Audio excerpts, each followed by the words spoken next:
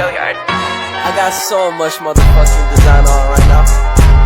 Break it down, bring it back, make it clap. I got 3 old thoughts, new guap, wear that thing. Bitches on my line, and you know they come strapped. Hold up, what it not, 45, scope it cash like whoa. How you fucking with these hoes up? Selamat sore teman-teman. Terima kasih atas waktunya. Terima kasih sudah mau berbagi waktu, mau mendengarkan saya untuk melakukan penyuluhan ini. Tapi sebelumnya perkenalkan, nama saya Maria Kristina Wakung. Saya dari Jawa. Tapi sekarang saya ada kuliah di kampus Poltekkes Kemenkes Kupang, jurusan Kesehatan Gigi. Jadi di sini saya akan melakukan penyuluhan tentang kesehatan gigi, tapi saya mengambil judul di sini tentang stomatitis. Sini saya akan membagikan leaflet kepada teman-teman untuk sambil saya menjelaskan, teman-teman sambil melihat apa yang ada di dalam sini. Pertama kita lihat stomatitis itu atau sariawan. Stomatitis itu radang yang terjadi di area mukosa mulut. Pasti teman-teman pernah rasa pernah mengalami stomatitis atau ini sariawan kan? Kita pasti ada lihat kayak yang warna bercak warna putih. Kalau kita makan sesuatu yang panas pasti kita rasa sakit toh. Nah, itu yang dinamakan stomatitis karena terjadi radang pada area mukosa mulut kita. Penyebab radang gusi itu yang pertama adalah luka gigit. Kalau kita kayak makan sesuatu tapi tidak tersalah gigi kita bagian dalam mulut seperti di bagian dalam pipi atau bagian depan di dalam bibir gitu. Kalau kita tidak sengaja gigit akan menyebabkan luka, itu akan menyebabkan sariawan. Yang kedua, mengonsumsi makanan yang panas dan dingin. Kalau kita ini makan sesuatu tuh jangan terlalu kayak panas sekali, nanti kita orang bilang kalau ini bisa melepuh. Nah, kalau kita sudah melepuh di dalam bagian rongga mulut bisa menyebabkan sariawan. Yang ketiga ada alergi. Kalau kita memang ada kayak alergi makanan, telur atau ikan atau apa begitu, kalau kita tetap mengonsumsinya pasti kita akan mengalami ini stomatitis atau sariawan. Yang keempat ada kelainan hormon. Kelainan hormon itu tunggu. Ada di sini saya hidup padang juga kita lihat ketiga. Tidak apa-apa. Itu Tahu. yang kelima ada jamur yang berhubungan dengan kebersihan gigi dan mulut. Kalau misalnya kan kita mulut tidak bersih toh, pasti kita dalam mulut kan tidak nyaman. Nah, kalau kita mulut tidak bersih, pasti di dalam rongga mulut itu terdapat bakteri, itu banyak bakteri atau kuman-kuman. Nah, kuman itu yang membuat kita mulut itu menjadi terjadinya sariawan pada mulut kita. Yang ketiga, kekurangan vitamin C.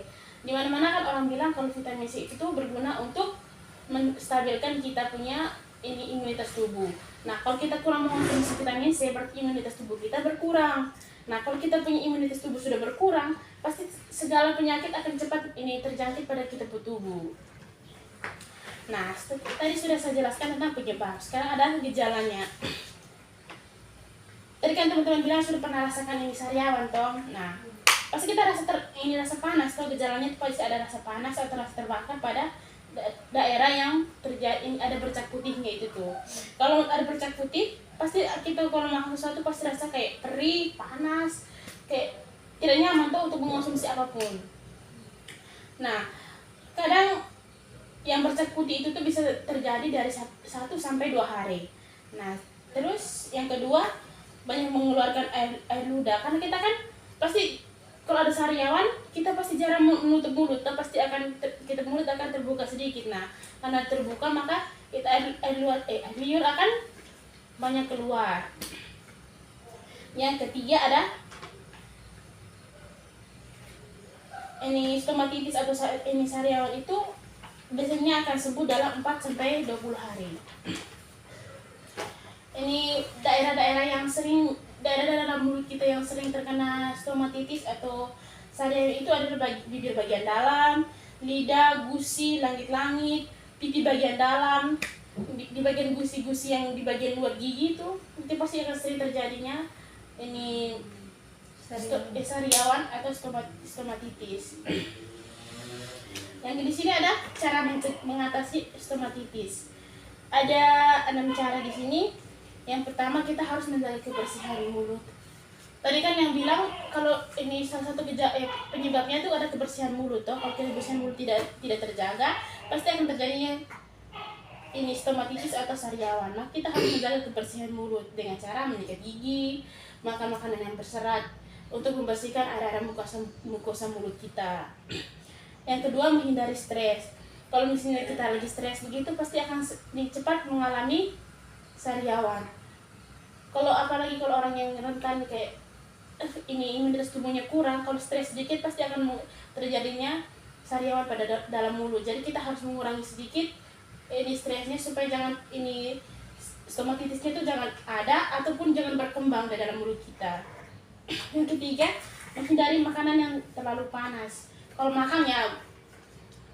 terlalu panas juga kita pasti rasa melepuh dalam mulut toh. Jadi kita harus ini makan yang sedang kayak yang terlalu panas lah begitu toh. Yang keempat, menghindari luka dalam mulut saat menusuk gigi. Biasanya kan kalau kita habis makan pasti kita akan menusuk bagian sela-sela gigi toh. Nah, jangan sampai kalau kita menusuk bagian sela-sela gigi karena keenakan itu kita sampai merusak bagian gusi kita. Nah, kalau sampai merusak bagian gusi itu bisa menyebabkan terjadinya sariawan atau stomatitis pada gusi. Akan terdapat stomatitis di situ. Karena bagian gusi itu tuh sudah luka dan itu akan cepat sekali terjadinya stomatitis. Yang kelima, menghindari penggunaan obat yang dapat menimbulkan alergi dalam rongga mulut. Nah, tadi saya bilang selain ini makanan bisa juga obat-obatan. Karena kalau kita sakit kita minum obat ini, tapi kadang ada juga obat yang bisa membuat kita alergi. Jadi kalau teman-teman akan beli obat, sebaiknya itu tuh melalui resep dokter, karena dokter tahu mana yang bisa menyebabkan kita alergi, mana yang tidak menyebabkan kita alergi. Jadi kita harus hati-hati dalam mengonsumsi obat-obatan. Yang keenam ada mengonsumsi makanan yang mengandung vitamin C. Kalau tadi kan bilang vitamin C untuk meningkatkan imunitas tubuh toh. Jadi kalau kita rajin mengonsumsi vitamin C, biasanya kan kalau misalnya kita kekurangan vitamin C, kurang makan buah atau apa begitu, kita bisa kan beli tablet vitamin C yang ada di apotek atau di supermarket begitu. Ada yang tablet untuk vitamin C, itu berguna untuk meningkatkan imunitas tubuh kita. Jadi kalau teman-teman ini rasa kurang enak badan begitu, coba beli ini vitamin C. Itu pasti berguna untuk kita punya badan. Jadi mengonsumsi makanan yang mengandung vitamin C itu tuh berguna untuk mencegah terjadinya stomatitis atau sariawan.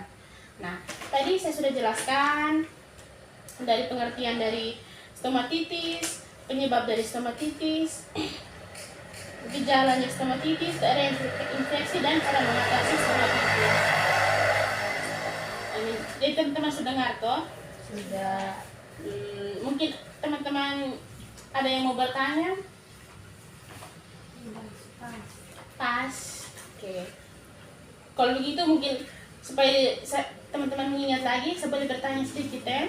Iya. Supaya teman-teman mengulang lagi dan mengingat apa yang saya bilang tadi. Nih, daerah yang terinfeksi stomatitis atau sariawan itu biasanya di mana sih? Bibir, terus gusi, terus Lidah. Apa lagi? Langit-langit. Pokoknya ada area dalam mukosa mulut yang basah atau lembab dan juga yang lunak. Itu yang akan sering terjadinya atau sering terdapat stomatitis atau sariawan. Oke, jadi terima kasih teman-teman sudah mau dengar, sudah mau jawab pertanyaan juga, sudah berpartisipasi. Terima kasih dan selamat sore teman-teman. Sore.